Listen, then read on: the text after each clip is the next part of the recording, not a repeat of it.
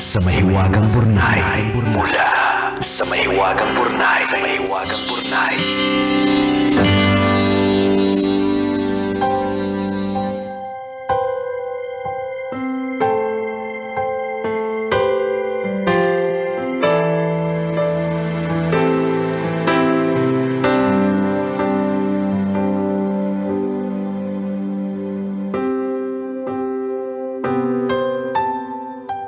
Dear kumikinang na tambalang Nicole Yala at Diego Bandido.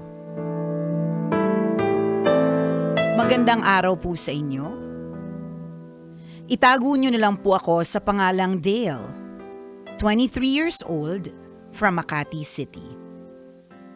Naisipan ko pong sumulat sa inyo para humingi ng payo.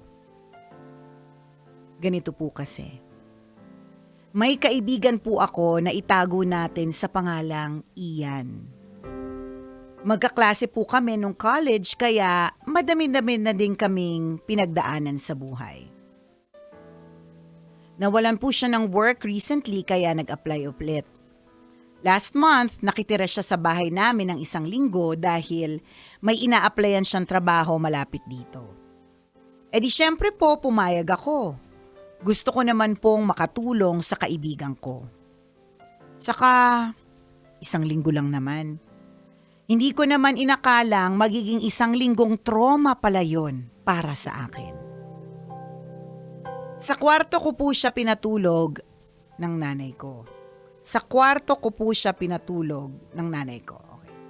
Doble ang kutsyon ng kama ko kaya ibinaba ko na yung isa. Dahil bisita nga, siya yung pinahiga ko sa mismong kama at ako na lang dun sa ibinabang kutsyon. Okay naman po nung unang gabi. Pero nung mga sumunod na gabi, ilang oras pa lang kaming higa, bigla na lang siya bumababa at tumatabi sa akin. Ang sabi niya, ang lamig daw ng aircon. Para hindi na humabang usapan, pinapatay ko na lang ang aircon. Okay na lang kahit pawis na kami pagdating na umaga, wag lang kaming magkatabi. May isang umaga din na nahuli ko siyang inaamoy. Inaamoy ang underwear ko! Wala! Nang tanungin ko kung bakit, ang bango daw kasi. Tinanong pa kung anong fabric softener ang gamit ko. Pero ang pinakagrabe po talaga ay yung nakasando ako 1 beses. Medyo maluwag dahil luma na at pambahay lang. Bigla niyang sinabi na ang ganda daw ng muscles ko sa braso. Tapos pinisil-pisil niya ito na parang siopaw sa tindahan. Di sa inis, nagpalit na lang po ako agad ng t-shirt kahit mainit. Nakahinga po ako ng maluwag nang matapos ang 1 linggo at umalis na siya. Ang problema ko po ngayon, natanggap siya sa trabahong ina-applyan niya malapit sa amin. Masaya dapat pero gusto niyang makituloy ulit sa amin habang nag-a-adjust daw siya sa bagong trabaho. Paano ko po ba sasabihin na ayoko nang hindi nagmumukhang masama ang ugali ko? Maraming salamat po sa inyong payo. Ang inyong kumikinang na tagapakinig. Dale.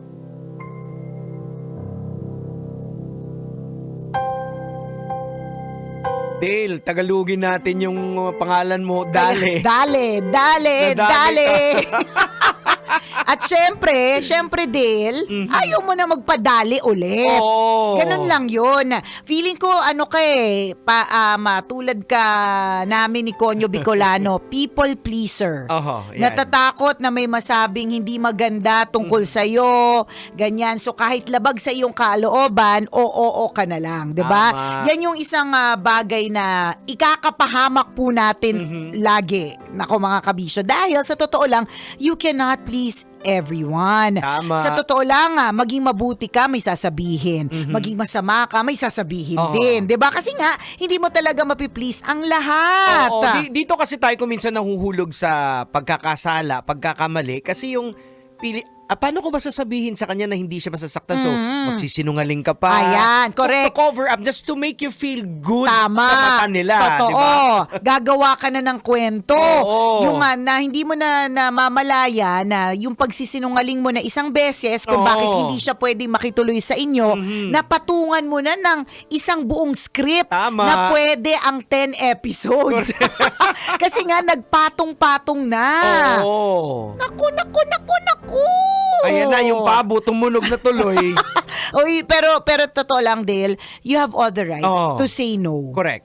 And hindi siya nasa sa kanya na yon if he will take it against you. 'Di ba? Hindi mo na problema yon. Hindi ka komportable, gusto mo maharas ka na ng tuluyan. And sa akin parang bilang isang lalaki, this is purely harassment na Correct, sa'yo. harassment siya. Eh. Diba?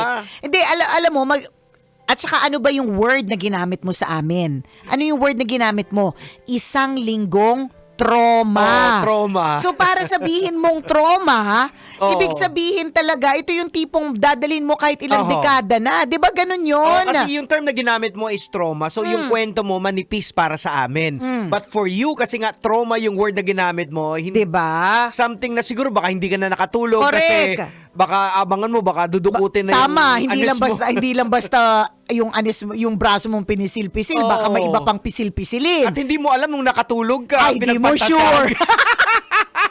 Tulog ka lang kasi, di mo sure. Oo. 'Di ba? So, gusto mo bang ilagay ulit yung sarili mo sa sitwasyon na 'yon? Oo. Lagi ko nga 'to nang sinasabi, if it will not make you glow, let it go. Tama. So, itong bagay na ito, itong sitwasyon na ito, yung makikita na ulit si Ian sa'yo habang nag-a-adjust. Oo. Problema mo ba yung pag-a-adjust niya? Correct. Lahat naman po tayo nagtrabaho Oo. Problema ba, 'di ba? Kanya-kanya po tayo ng pag-a-adjust, hindi mo obligasyon na tulungan siya sa kanyang pag-a-adjust. Tama. Okay lang naman sana kung hindi ka naharas. Okay lang naman sana kung hindi naging traumatic Oo. yung experience mo, 'di ba? Nandun naman tayo sa all for helping other people na makapag-adjust sila. Go. Oo. Walang problema. May harassment Correct. Oo. Oh.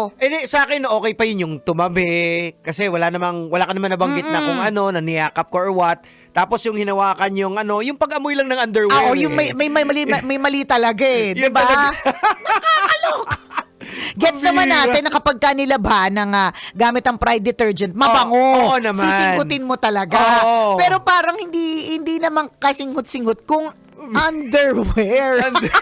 Whether it's bagong laba Oo. or whether it's gamit. Lalo na kung gamit, di Correct. ba? Oo. Kahit na nga bagong laba, Jigs yung the fact na hinawakan mo, Oo. tapos ididikit mo sa ilong mo, yung Hindi. intention ba? Anong iniisip Oh, mo? Sa kwarto mo, usually ang underwear, tinatago yan eh. Oh, So, yun yung hinalukay nakita niya pa? Hinalukay niya pa, kung ito ay bagong laba, hinanap niya pa kung saan nakalagay. Oo. Kung ito naman ay gamit na, 'di ba? Oo. Pinulot niya kahit nasa lagayan ng labahan. Tama. So ibig sabihin may intention talagang kakaiba. Tsaka yung aamuyin mo talaga. Amoy-amuyin yung talaga yun Nakaka-lurks. So no. Hindi na para i-sugarcoat mo, sabihin mo sa kanya, hindi ka pwede magstay sa amin. Oo. Hindi ako komportable na nag-stay ka sa amin. Hindi ako komportable sa nangyari. Kung kaya mo sabihin. Oo. Pero ako pwede mo na rin namang gawin sa surface level na hindi kasi ako talaga komportable na may katabi. Oo. Yun na lang. And then, tsaka hindi ko gusto yung ginawa mo. Yun lang yun. Yun. Tapos. Para at least alam niya next time na hindi tama yun. Oo. Kasi ibig sabihin niya na parang umabot pa siya ng 1 week.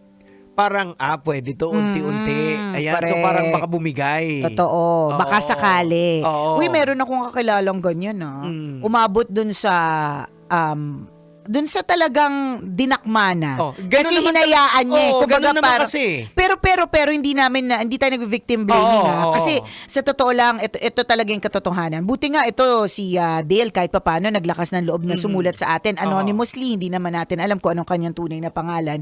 Pero madami dyan, sa totoo lang, ang nakakalungkot kasi sa takot, hindi na nagsasalita. Correct. Yun, nangyayari Oo. talaga yun, and we will not blame you. Talagang sadyang wag nating sabihin na inaamo rin kasing mangyari. Ayan. Hindi natin alam baka, 'di ba pagka ganun, alam mo ilang beses to nangyari sa akin, Jegs. Alam mo naman, malakas ang boses ko. Never ako naging soft-spoken.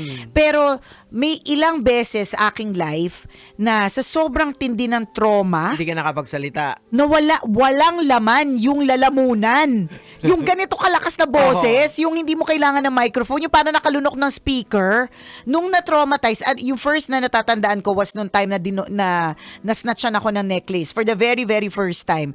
Madaling araw yon ang pasok ko nun dito sa Love Radio, panggabi pa. 10 p.m. to 12 midnight ako nun eh. Tapos syempre wala akong sasakyan, nagko-commute ako. So dun sa may EDSA Central yun eh, pakababa ko ng bus, may nag-snatch ng necklace ko. Nagkaroon pa nga ako ng sugat. Tapos pagkatapos hindi talaga ako nakasigaw. Pagkatapos na may lumapit pa sa akin na hinahawakan pa yung sugat ko, lalaki din. Tapos before I realize na teka lang, hindi naman kita kakilala. Tsaka ba't mo hinahawakan yung sugat ko? Diba?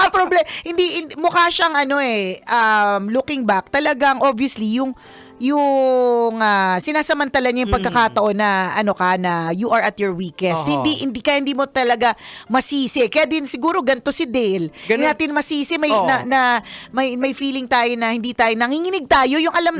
Kaya nga 'di ba pag may mga nabibiktima tapos nababasa natin sa comment section, bakit ka kasi hindi pumalag? Ba't hindi ka sumigaw? Kasi nga yung trauma effect. Yung trauma effect pwedeng nag-freeze. Nag-freeze ka na talaga, wala ka na lang nagawa. Tapos after na lang, katulad nitong si Dale, nung nagkukwento na lang siya, saka na lang siya parang nahimasmasa na, teka lang, parang hindi pala komportable yung ginawa niya sa akin. Correct. Feeling harassed ako. Ang mga predator kasing ginagawa nila, pag nakita nila pag hindi ka pumapalag, sabi nila, may chance. Uunti-untiin pa nila. Pero pag pumalag ka first time, hindi na mag-uulit yan. Pero may mga strong talaga na predator kasi na kahit gagawin pumalag, pa rin. gagawin pa rin din eh. Madami talagang predator. Iba't ibang form. 'Di ba may tinatawag nga Jegs na grooming, na akala mo parang inaalagaan ka, yung pala ginugroom ka para harasin ka in the end. Sa dulo. Naku. Ayan na! Dale, kung hindi mo kayang sabihin kasi natatakot ka, iharap mo sa nanay mo. Ayan. O sino Diba? ko na magme-message kay Correct, Ian? pwede. Ako din. Okay, Ako na. go, Nicole. Ako na. Ian, kung nakikinig ka, makinig ka. Hello, Ian. Ano to, phone call ba o personal? Personal. Ayan na. Hi, Ian. Uy, balita ko sabi ni Dale, gusto mo daw makitulog sa kanila kasi nag-a-adjust ka daw sa bagong trabaho. Alam mo, Ian, kung ako yung boss mo, kung ako hindi na kita tatanggapin. Hindi ka tatagal. Kailangan mo pa ibang tao para mag-adjust. Ayan na. Ano to? Ano to? Una pa lang alam ko na kagad hindi ka magiging responsable. Tsaka ako boss mo nako, lahat ng mga lalaki dun sa department mo, ililipat ko sa ibang department para hindi mo iharas. Tsaka sure ka ba, Dale, na talagang tinanggap siya sa Ayan, trabaho? correct. Baka mamaya. nagdadahilan lang. Naku, sayang naman yung effort ko dun sa pakikipag-usap kay Ian. Ibang senaryo pala. Pero diba, totoo din. Baka nagdadahilan lang para mapalapit sa'yo. Baka mag-round 2 siya uli. Totoo, wag mo nang bigyan ng chance. We know that iba-iba talaga tayo ng trauma response. Hindi ka namin masisi kung hindi mo alam kung paano masasabihin. It's always mahirap kasi talaga, Jegs, parang magsabi ng negative na answer, yung parang hindi ko kayang gawin or hindi pwede or wag na lang. Mahirap yung para sa mga taong katulad ni Dale, 'di ba? Kaya nga, kung tama nga si Jegs, kung ako ang magiging representative mo, edi yun yung sasabihin ko. Kung yung nanay mo ang magiging representative mo, edi meron din siyang sasabihin. Ganon. Pero hindi ka pwedeng yung parang magsisinungaling ka pa. Wag na. Kasi, alam mo ngayon, hindi pwede kasi may lakad kami, wala ako sa bahay. Sa Correct. susunod naman, magta-try na naman. Kasi magsisinungaling ka na sasabihin mo na naman, parang araw-araw kayo malakad, di ba? Hindi naman. So, magbabago ka ng rason na kinagat ka ng pusang may rabies, di ba? Ang dami ng kasinungalingan, tapos sasabihin niya sa'yo, o sasamahan kita sa doktor. Sasabihin mo, yung doktor ko taga Pangasinan. Di ba? Ang layo na narating ng kasinungalingan. Nagpatong-patong so, na. yung sinungaling, lies after lie after yes. lies. Diba? At ayaw natin ng gano'n, na in the end, you are trapped in a web of lies. Yan, tama. So, rektahin mo na, i-real talk mo na hindi pwede. That's it. Yun lang yun. Yun lang. Kung hindi mo nga obligasyong ipaliwanag kung bakit hindi pwede. Kung mangulit siya, nakakainis kaya yung kinukulit. pasensya na kung mawala man yung friendship nyo, then be it. Kasi hindi ka na nga komportable sa nangyari. Gusto mo pa ba siya maging friendly? Oh, yan. In any form, di ba? Oo. Totoo yan. Ulitin ko, if it is not making you glow, let it go. Tama. Kasi hindi nakaka-glow yan, yung Correct. nantotrauma. Tama. Hindi nakaka-glow yung pagka nakikita mo siya, nanginginig ka, natatakot ka, o kaya pag nakikita mo siya, Oo. kung ano-ano tumatakbo sa isip mo. Tama, and to the extent na kinuwento mo pa dito. Tama. Diba? So, Dale, ayan.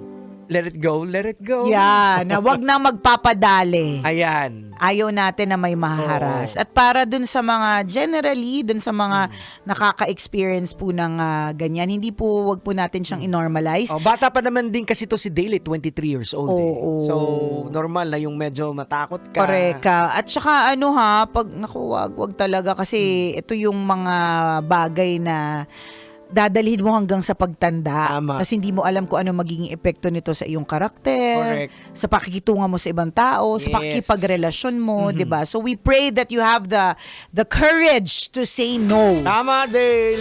Oras natin, 1:39. Ako pong kumikinang na ulo, Diego At Bandido. akong kumikinang ina mo, Nicole Liala. Kailangan pa bang i-memorize yan? Basic! That song